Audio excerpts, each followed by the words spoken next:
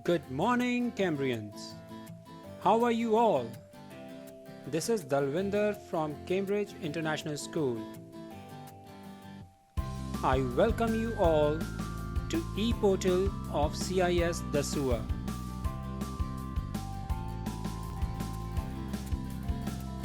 We are doing chapter number 4 of English Reader Beehive, and we have completed the chapter A Truly Beautiful Mind. Let us take a quick recap of what we have learned in the part 2 of the chapter.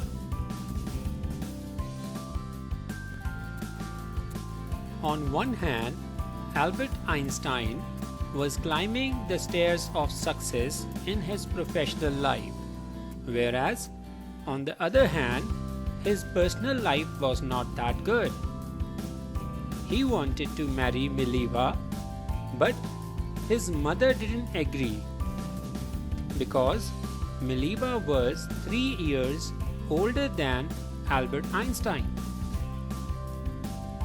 Later, he managed to marry her, but their marriage was not successful. They got divorced in 1919. And in the same year, Albert Einstein married Elsa, who was his cousin. Albert Einstein gave general theory of relativity in 1915. After that, he got Nobel Prize for Physics in 1921. He migrated to America after Nazis came in power in Germany, and he was upset because Nazis were able to discover atomic bomb. One more significant incident which is mentioned in this chapter is about a letter which was written on 2nd of August 1939 by Albert Einstein to the President of America, Franklin D. Roosevelt. In this, he warned him about the ill effects, about the destructive nature of atomic bomb. Americans developed atomic bomb and tested on Hiroshima and Nagasaki, two of the main cities of Japan, in August 1945. He was deeply shaken by this incident, and now he wanted to develop something for the world. He started participating in the campaign for peace and democracy. He started developing a good image. He started showing a pure heart to the world. He died in 1955. And after that, because of his vision of peace and democracy, he was considered as world citizen.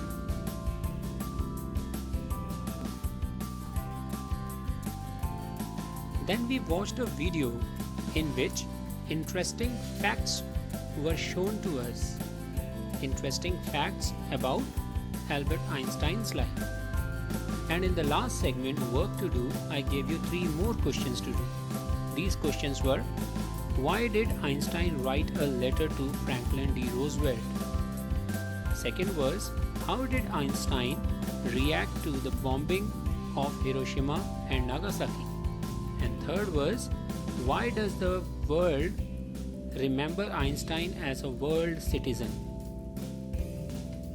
And I told you to keep on writing difficult words in your personal word bank.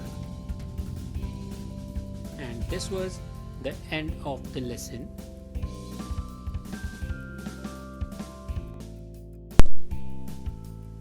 And today we are going to start with poem 4, The Lake Isle of Innisfree, written by William Butler Yeats.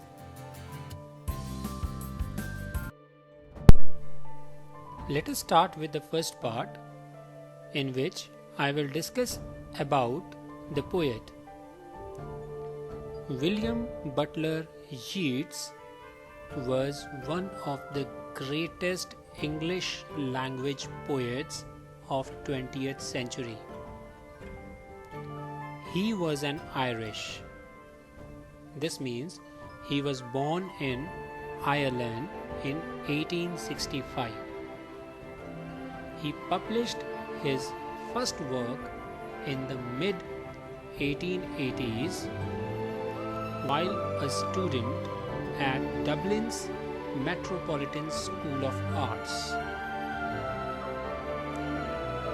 His early accomplishments include The Wandering of Oisin and Other Poems, 1889, and such plays as The Countess Kathleen, 1892, and Deirdre in 1907.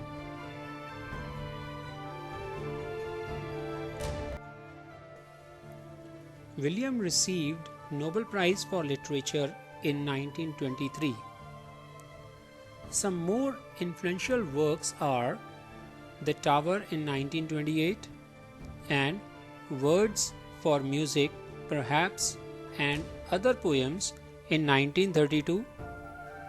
He died in 1939 and is always remembered as one of the leading Western poets of the 20th century. Yeats started his long literary career as a romantic poet and gradually evolved into a modernist poet. When he began publishing poetry in the 1980s, his poem had a lyrical, romantic style and they focused on love, longing and loss, and Irish myths.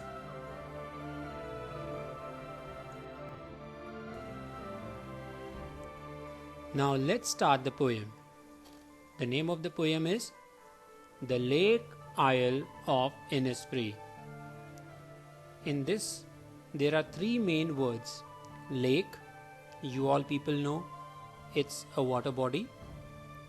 Then is isle. Isle means a small island. Third is Innisfree. Innisfree is a place in Ireland. There are many other places also.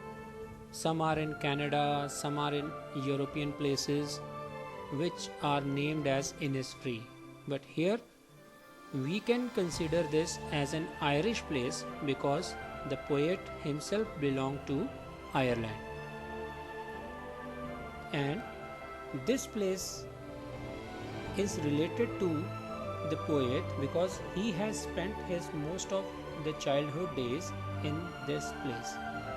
So that is the main reason why I am considering this as a place in Ireland.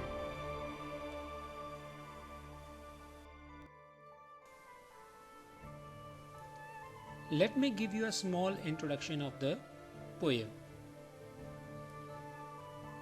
This poem is a lyric. What does it mean?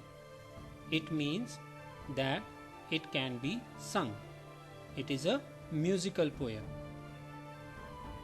It explores the poet's longing. Longing means wants, desire. Longing for the peace and tranquility of Innisfree. Tranquility means the quietness of that place. Which place? Innisfree. Innisfree is the name of the place. It is very quiet place, and that is the reason the poet wants to go there. He had spent his childhood in this place. He has very memories of that place. That is why he wanted to go back to the lake island of Innisfree.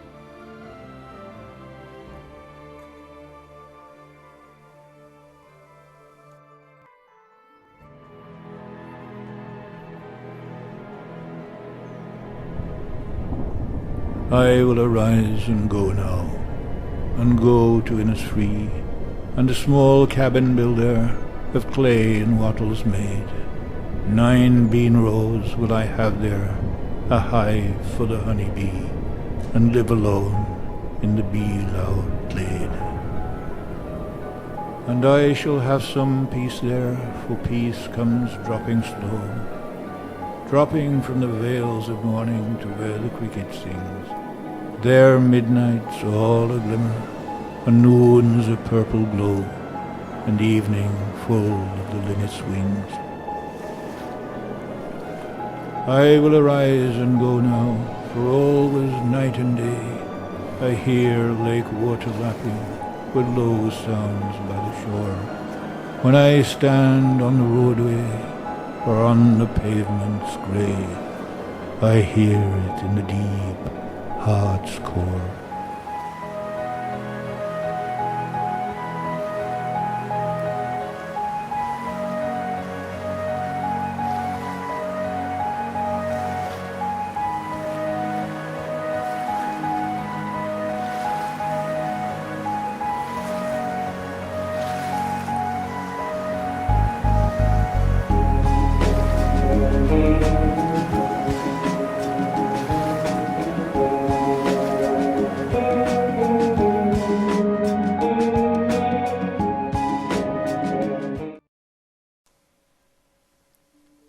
Now let's start the explanation of the poem. I will arise and go now, and go to Innisfree. Poet says that he is going to stand up and start his journey. Where is he willing to go? He is going to Innisfree, and this is the place where he has spent most of his childhood days. And a small cabin built there of clay and wattles made. Poet is willing to make a small hut or a small room. Cabin means small hut or a room with the help of clay. Clay is mud. And wattles made. These are twisted sticks generally used to make fence outside the hut. 9 bean rows will I have there, and hive for the honey bee. He is willing to grow vegetable there. He would make 9 rows for bean. Bean is vegetable. And he would even have a hive for honey bees. And live alone in the bee-loud glade. He want to live all alone at that place where glade means open space, where there is open space, and bee-loud means where bees generally buzz around. So where bees are buzzing around in the open place, he want to live all alone there.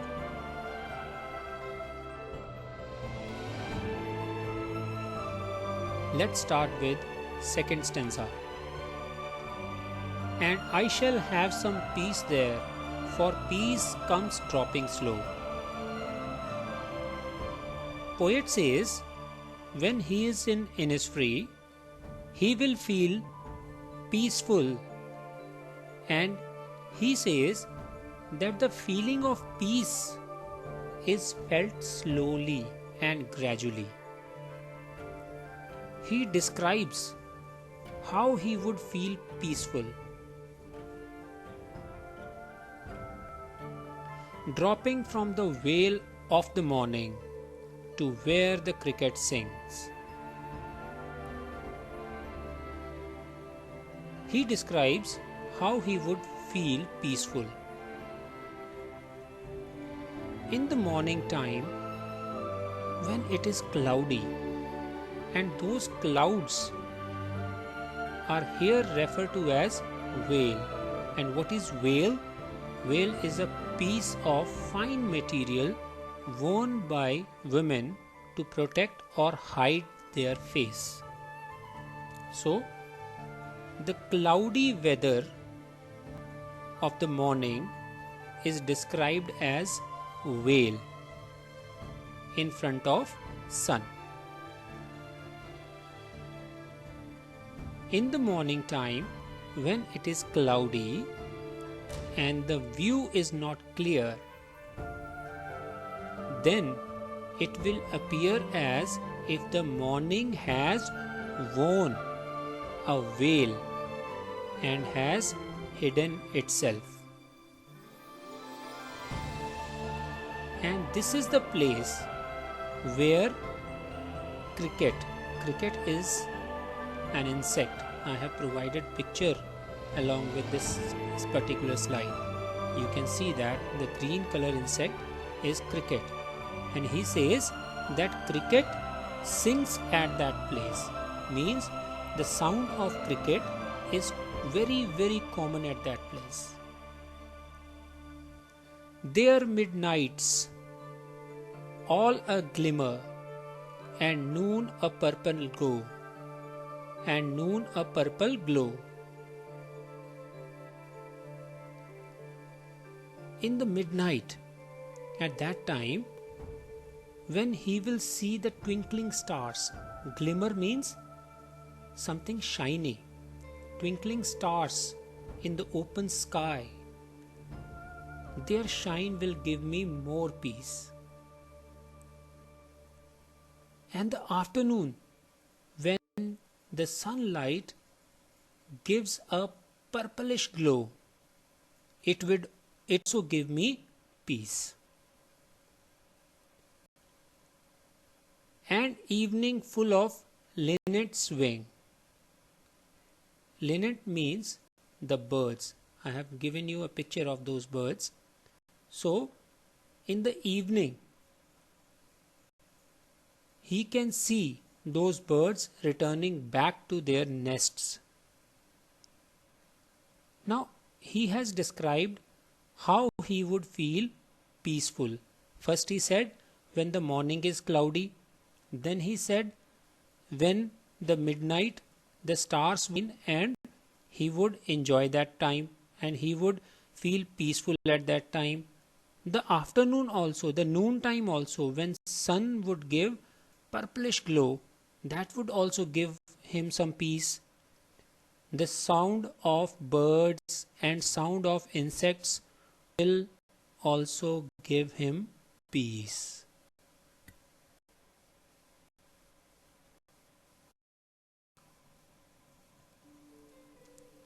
This is the last stanza. I will arise and go now, for always night and day. The poet says that now he will stand up and go to that place. Which place? Innisfree. Because all the time, day and night means every time he is thinking of that particular place. What is he thinking about that place? I hear the lake water lapping with low sounds by the shore. What is he remembering all the time? The sound of the lake waters which is striking the shore. And this thing comes in his mind, this beautiful imagination, or you can say he is being nostalgic about the place where he has spent his childhood. The sound attracts him towards the lake. You would also have gone to some of the natural interest places. Just remember what sort of things attracts you a lot. So here, poet is attracted by the natural beauty of Innisfree. At this time, he is living in some metropolitan. So, while I stand on the roadway or on the pavement grey, whenever he is either standing on the roadway or the grey colored pavement is you can say the path which moves around the you can say garden or somewhat around the lake or some natural places, right? It's not made up of concrete, but the stones or rock pieces are kept on the place to make a particular type of way to move around. And the last line is, I hear it in the deep heart score. Poet says he hears the sound deep in the innermost part of his heart. What is that sound? The sound of the lake, the sound of those waves which are striking at the shore. So this natural sound is attracting him a lot. It is touching his heart. All right. I hope I have made myself clear with the explanation. If still there is any doubt, you can always call me. I would clarify all your doubts. As I promised that I will show you one of the song. So here comes the next slide, which would show you a song based on these lyrics. I will arise and go now, and go to Innisfree, and the small cabin built there of clay and wattles made. 9 bean rows will I have there, a hive for the honey bee, and live alone in the bee loud clay.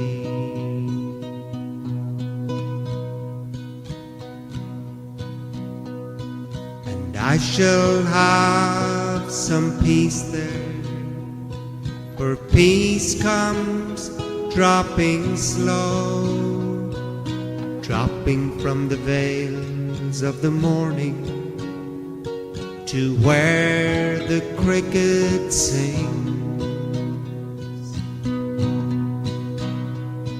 Their midnights all a glimmer, and noon a purple glow, and evening full of the linnet's wing.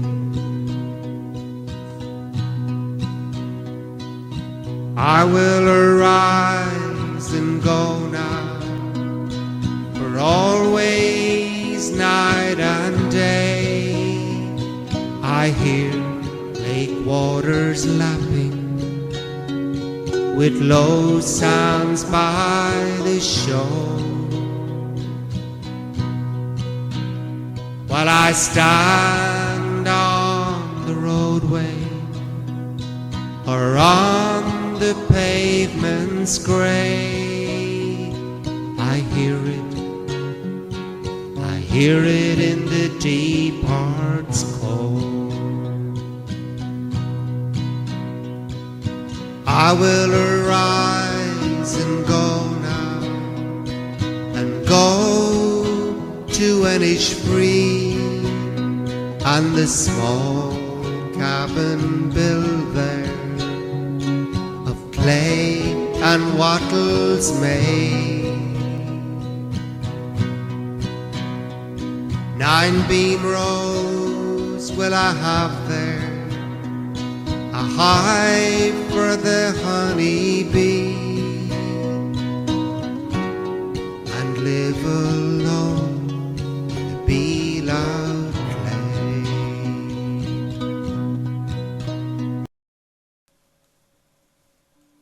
let's move to the last segment of our today's lesson. Work to do. I have 4 questions for you. The first question is, what kind of place is Innisfree? Question number 2, what are the 3 things the poet want to do when he goes back there? This is in stanza 1.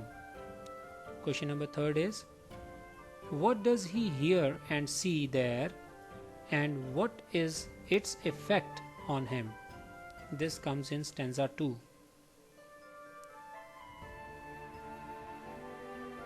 Question number 4, what does he hear in his heart's core, even when he is far away from Innisfree?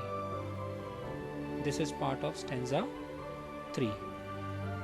As usual, you have to write all difficult words and their meanings in your personal word bank.